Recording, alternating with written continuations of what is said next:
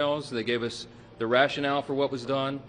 And I was very satisfied with the briefing. It follows up on the original Gang of Eight briefing that we had more than a week ago, several days before the Operation Epic Fury began.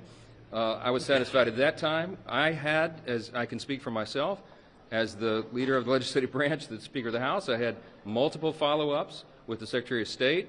I spoke with the President about it multiple times, and that was in advance of the operation, and we knew what was happening. I think there are two critical points that I just want to emphasize, the non-classified summary of what has happened here. First of all, to me, the most critical point is that this was a defensive measure, a defensive operation. And why is that? I took some notes, and this is not classified, so I'll tell you what I think is important. Israel was determined to act in their own defense here, with or without American support. Why? Because Israel faced what they deemed to be an existential threat. Iran was building missiles at a radical and a rapid clip to the point where our allies in the region could not keep up. As you know, Iran has long vowed to take out Israel, wipe it off the map, and they have long seen that as a critical threat to their very existence. Because Israel was determined to act, with or without the U.S., our Commander-in-Chief and the administration and the officials I just named had a very difficult decision to make. They had to evaluate the threats to the U.S., to our troops, to our installations, to our assets in the region and beyond, and they determined, because of the exquisite intelligence that we had, that if Israel fired upon Iran and took action against Iran to take out the missiles, then they would have immediately retaliated against U.S. personnel and assets. We have troops in harm's way, and we have many Americans in the region, and that was of great concern. If we had waited for all of those eventualities to take place, the consequences of inaction on our part could have been devastating. We don't know at what magnitude, but you can assume, because it is common sense, that if Iran had begun to fire all of their missile arsenal, short and mid-range missiles, at our personnel and our assets and our installations, we would have suffered staggering losses. And if we had waited to respond before acting first, then those losses would have been far greater than if we had done what we did. That was their decision. I can guarantee you this: if we had not acted, if the President, the Commander-in-Chief, had not acted as he did, those same officials would have been hauled in here by members of Congress and asked them why in the world they waited if they had exquisite intelligence, knowing that that would happen, that we would suffer such staggering losses. Why did they not act to prevent it? So I am convinced that they did the right thing. There's another critical point. What were the objectives? The objectives for our Operation Epic Fury, I am convinced, because I've now been to multiple briefings and I've understood the point of this, the objective was not regime change. The objective was to take out those missiles, the short and mid-range missiles, and their ability to produce them. We did that. That was objective number one. Objective number two was to eliminate their naval capabilities, destroy those and the missiles. And we are well on our way to accomplishing that mission. That is why I think the President has said, in his own words, the Commander-in-Chief has said this is going to be a operation that's short in duration. We certainly hope that's true. We pray for our troops and all those in harm's way, our allies as well. I am encouraged that our NATO allies are standing with us. The Arab states are largely standing with us, publicly, certainly privately. Iran was a great threat to everybody in the region and everybody in the world because it was an evil regime. The Ayatollah is no more. That was not the mission of the U.S. to go in and take out the regime, but that happened, and in my estimation, that is a great development for freedom-loving people around the world. Go ahead, Rahim. Sorry, Speaker. Yes. Do you guys discuss the need for a supplemental to get some new munitions and other things that our military might need? It was brought up in discussion. There are more details to be determined, of course. It depends upon how long the operation goes and what the need is. But our appropriators certainly asked that question, but I think there'll be some time before we can put a final number on it. Speaker, is there at any point you think Congress will need to give congressional So, you know my background. I'm a constitutional law attorney. I'm a jealous guardian of Article 1 in the legislative branch. My understanding of the law, and has always been, and this is the tradition and the way the law has been used and observed over many decades, the President was acting well within his authority. What I just told you is the scope of what happened here and the situational awareness that they had at the time to make this decision. It was not, it's not a declaration of war. It's not something that the President was required, because it's defensive in nature and in design and in necessity, to come to Congress and get a vote first. And if they had briefed a larger group than the Gang of Eight, you know, there's a real threat that very sensitive intelligence that we had, you know, might have been leaked or something. So this is why the Commander-in-Chief of our armed forces has the latitude that any Commander-in-Chief, any President always has, because they have a set of information that is sensitive, timely, and urgent, and they have to be able to act upon it. They did that. Now, there are, as you know, under our system, there are timetables that are involved here, but I think the idea that we would move a War Powers Act vote right now, I mean, it will be forced to the floor, but the idea that we would take the ability of our Commander-in-Chief, the President, take his authority away right now to finish this job is a frightening prospect to me. It's dangerous. And I am certainly hopeful, and I believe we do have the votes to put it down. That's going to be a good thing for the country and our security and stability. But how can you call this a defensive operation if the U.S. struck first, Mr. Speaker? The U.S. struck in a defensive posture if we knew for a fact. Wait a minute. Let me answer the question. I thought I just did answer that question. If we knew for a fact that Israel was going to move, Iran was going to respond, and Iran was going to strike not just Israel, but the U.S. Remember, we're the great Satan, as they always say. Israel's the little Satan, okay? That they would act. We knew that intelligence. There was a name for the plan. We had all the information, all the intelligence. I'm not going to tell you how we knew that, but we did. We have the greatest intelligence operation in the world and the greatest military. And we had an obligation and responsibility to use it to protect our interest, our people first, our troops, and our personnel and our assets. That is an America first objective. That is the objective of the country. The first responsibility of the federal government is to protect the country and its interests, and that's what we did here. I don't know how it's different. Congress has the authority to declare war. Shouldn't it have authorized this war? In my view, right now, our military and the Commander-in-Chief, he is presiding over the completion of an operation that was limited in scope, limited in its objective, and absolutely necessary for our defense. I think that operation will be wound up quickly. By God's grace, it will. That is our prayer for everybody involved, our troops and everyone else.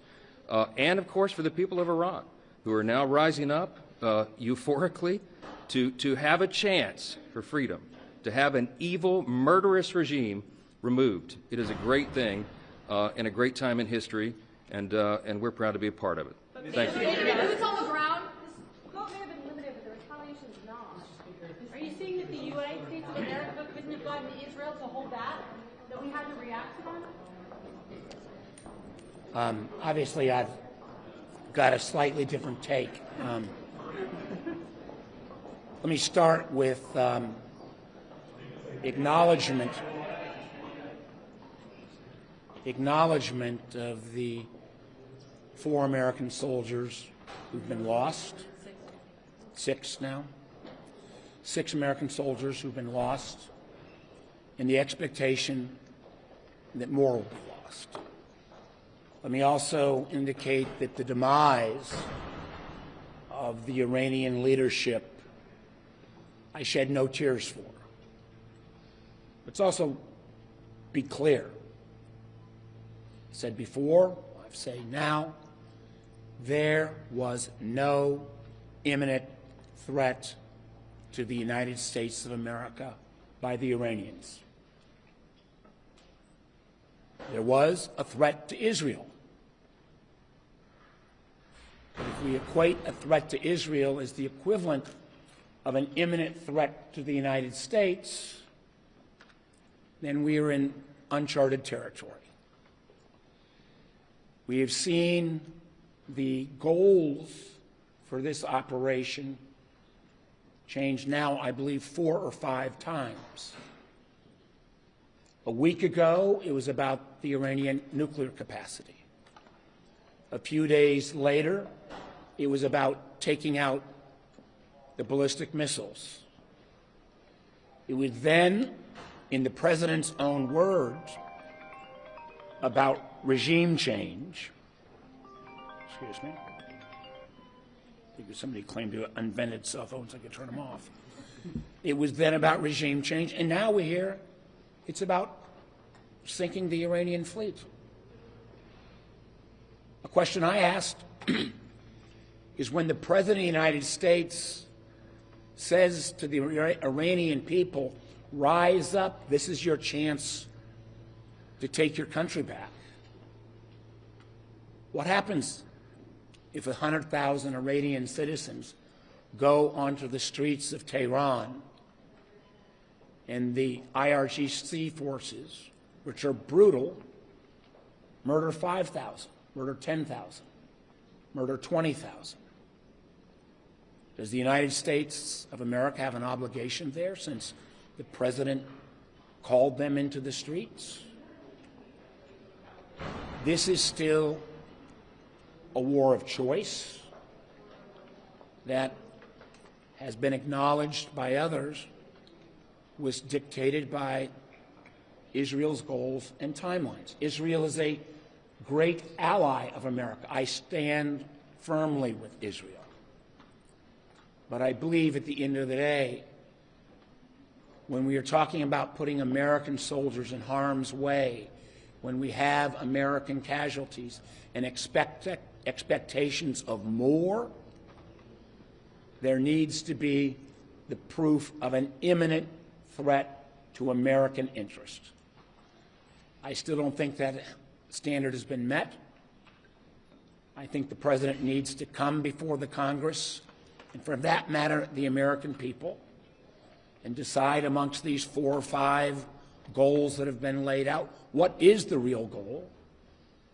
What is the objective? What is our exit plan?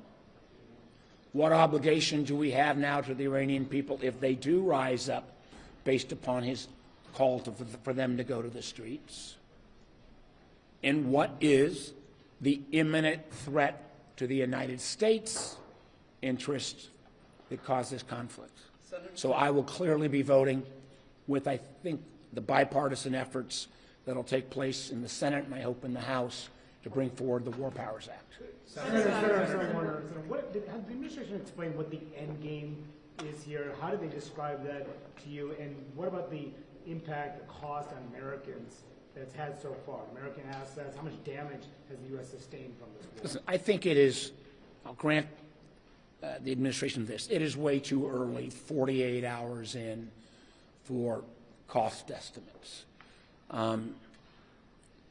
Clearly, when you combine the efforts of the amount of munitions that we have spent over the last year attacking the Houthis, the amount of munitions that's been spent on other ventures, I think the 7 different military conflicts the President has put America into, our munitions are low. That's public knowledge.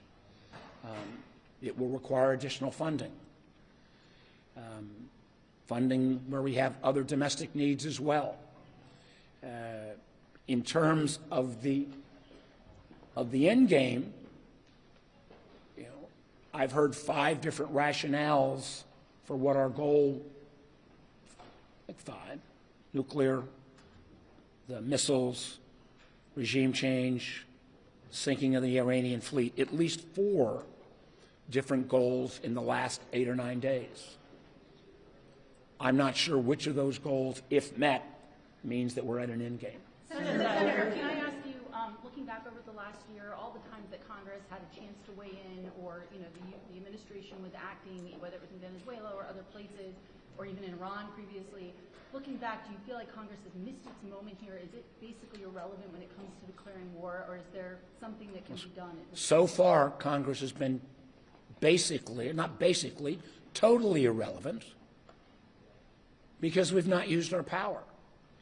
And again, I'll go back to the irony of, if you look back in early January, when the Iranian people bravely, against this, again, awful regime, were in the streets on record numbers. You could have actually made a case then that taking a strike towards the IRGC might have pushed the people forward and the regime to crumble. We couldn't do that for two reasons. Because the military capability that we would normally have in the region, the aircraft carrier Ford, was off the coast of Venezuela on another one of the president's military follies, and the ability for us to bring our European allies to bear helping us, who have diplomatic presence still with Iran, they were appropriately distracted because of the president's folly about Greenland. So I might not have agreed with an action then, but at least there was a logic to that moment in time. Now it appears that the timeline is not being driven by American imminent security concerns, but by others. Senator, a while ago, the State Department urged Americans living in 14 countries in the Middle East to leave as soon as possible. Pardon me, say that again. A little while ago, the State Department urged Americans living in 14 Middle Eastern countries to leave as soon as possible so that whatever commercial transportation is still available. Obviously, thousands of flights have already been canceled, more than any time since the start of the pandemic. What does that say to you about the planning for this? Well, it says that,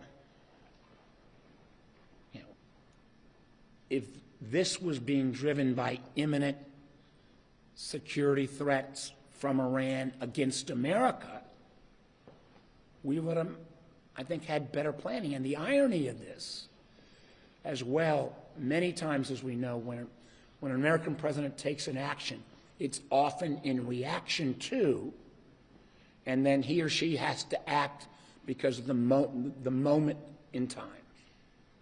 This has been something that has been building up for months on end as this armada has come together.